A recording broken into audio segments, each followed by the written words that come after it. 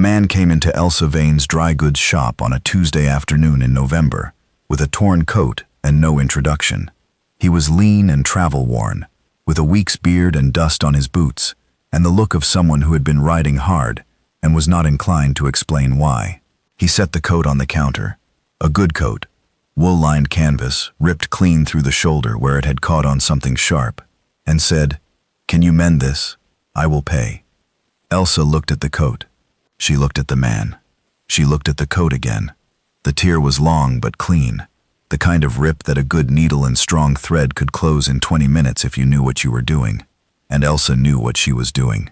She had been mending clothes and selling dry goods in Juniper Hollow for 6 years, ever since her husband Ben had died of pneumonia and left her with a shop, a small farm on the North Road, and a mortgage that the bank had been quietly tightening every quarter like a noose.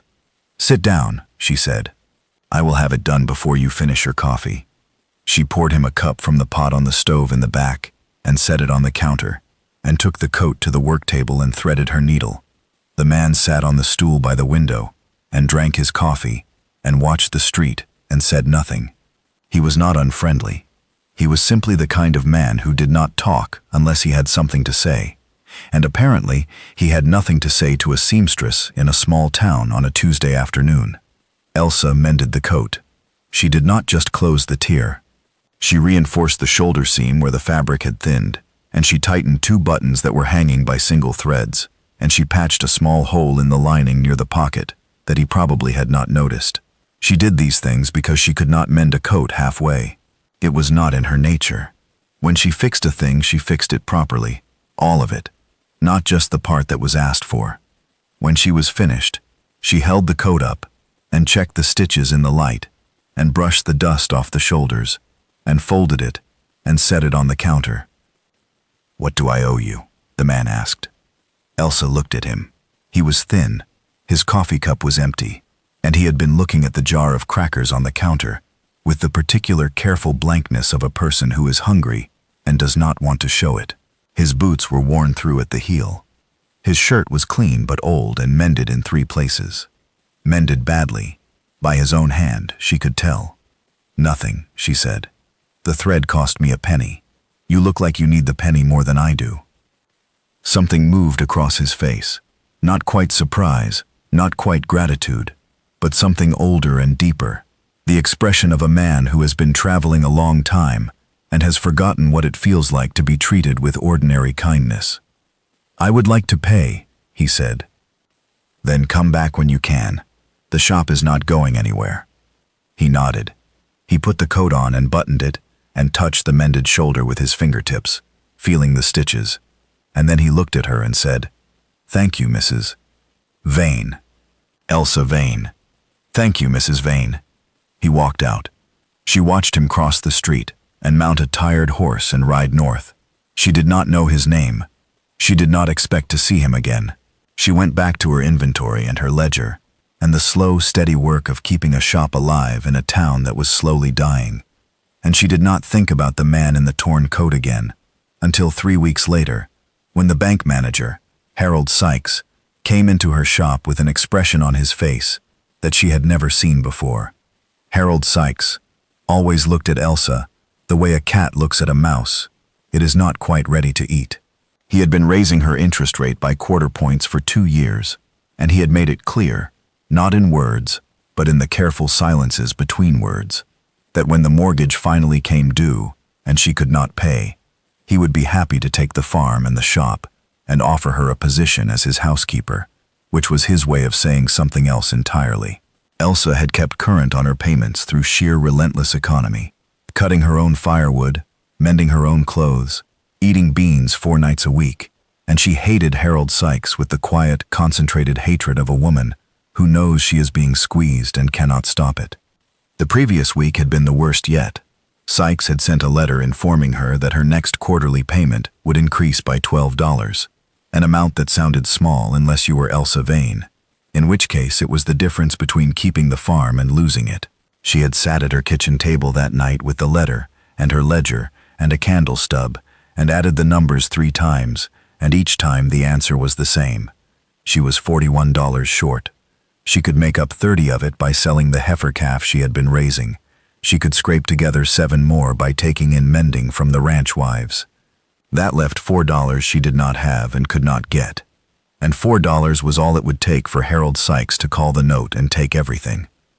She had not slept well since. She had not eaten well either, because worry takes the appetite the way frost takes the flowers, slowly, completely, and without asking permission. She had lost weight she could not afford to lose, and her hands shook when she counted the till at the end of the day, and the only thing that kept her moving was the stubborn refusal to give Harold Sykes the satisfaction of watching her quit. The mending of the stranger's coat had been a small, bright moment in a week of gray ones.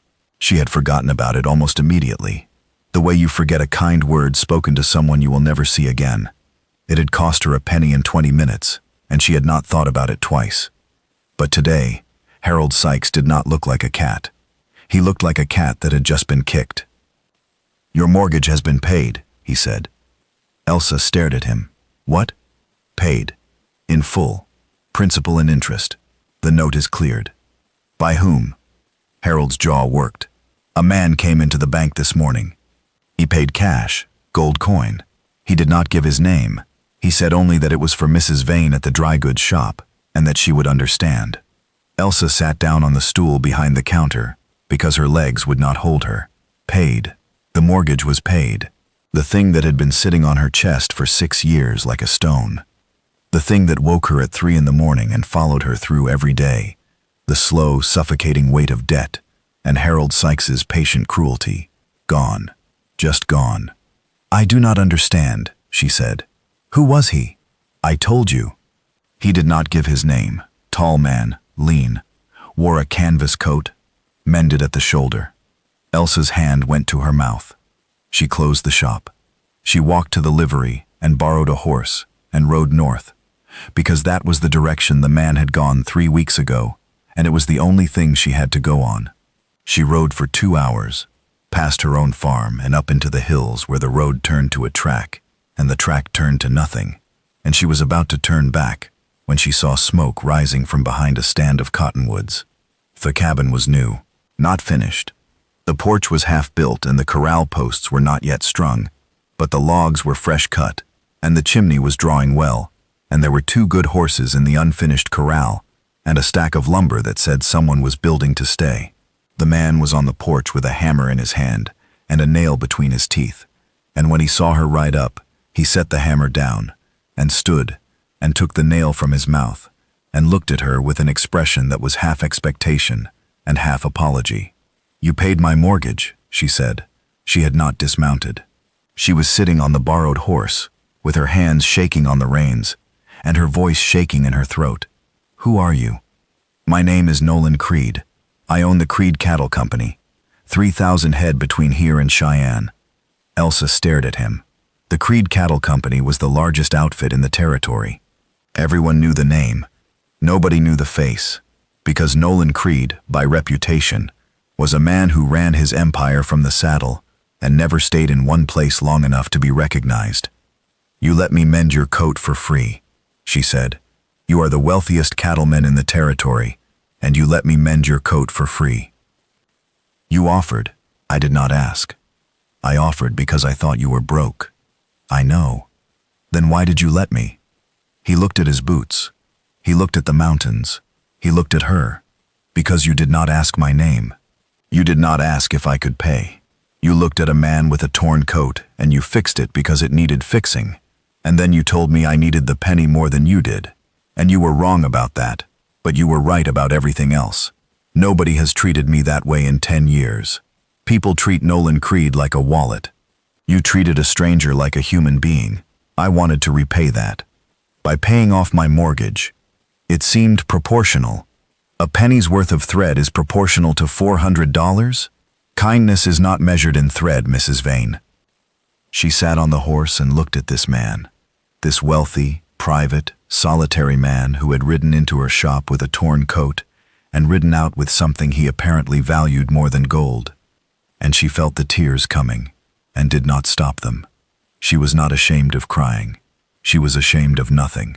She had kept that shop and that farm alive for 6 years, on grit and beans and penny thread, and she had mended a stranger's coat because it was the right thing to do. And now the stranger was standing on a half-built porch, looking at her as if she were the most remarkable thing he had encountered in a decade of riding the territory, and she did not know what to do with that. She wiped her eyes with the back of her hand and steadied herself on the horse and looked at him and said, "I cannot accept charity, Mr. Creed. I have spent 6 years refusing it, and I will not start now." "It is not charity," Nolan said. "It is a debt." "A debt for what? A shoulder seam?" "A debt for decency. I have ridden through 40 towns in this territory, and in 39 of them, people saw the coat before they saw the man. You saw the man. That is worth more than a mortgage, Mrs. Vane, and if you want to argue about it, I will lose, because you are clearly better at arguing than I am, but the money is already paid, and Harold Sykes cannot unpay it, and you are free of him, and that is the end of it." She opened her mouth to argue, and then closed it, because he was right. The money was paid, and arguing about it would not unpay it, and because there was something in his voice that was not pity or condescension, but the quiet certainty of a man who had done the right thing and was not interested in being thanked for it. "Get down off that horse," Nolan said. "I will make you coffee. It will be worse than yours." She got down.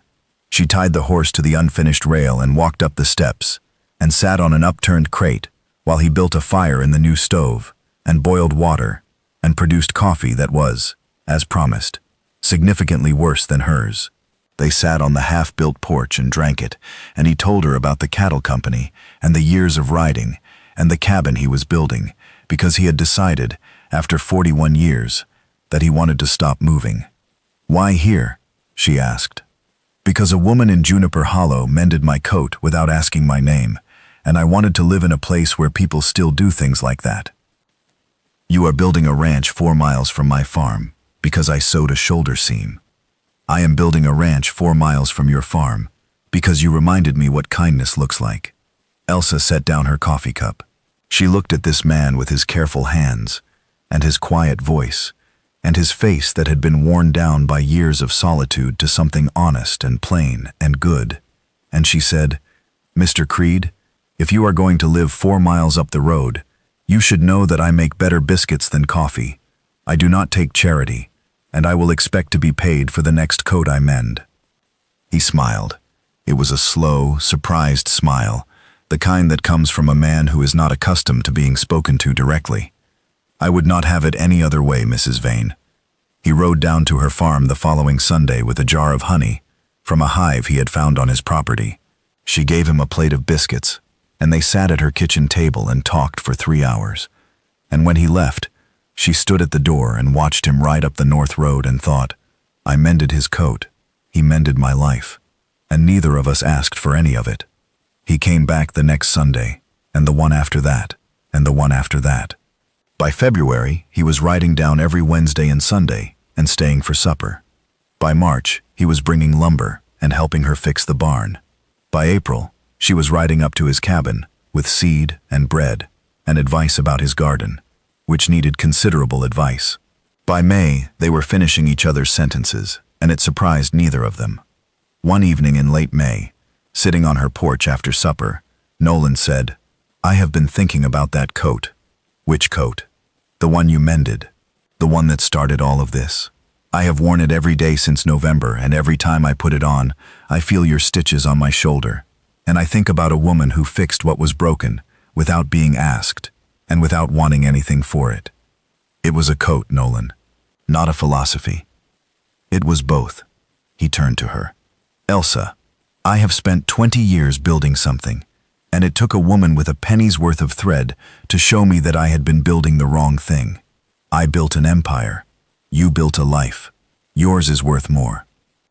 She looked at him in the porch light and saw a man who had everything the territory valued: land, cattle, gold, and wanted the one thing it could not give him: a home, a table with someone across it, a coat mended by hands that knew his name. They were married in June by the minister in Juniper Hollow, in the shop where she had mended his coat 7 months earlier. Elsa wore her Sunday dress, and Nolan wore the canvas coat with the mended shoulder. And when the minister pronounced them married, she touched the stitches she had put in that shoulder in November, and thought, a penny's worth of thread, that is what it cost. A penny's worth of thread, and the willingness to be kind to a stranger. And the stranger turned out to be the rest of her life.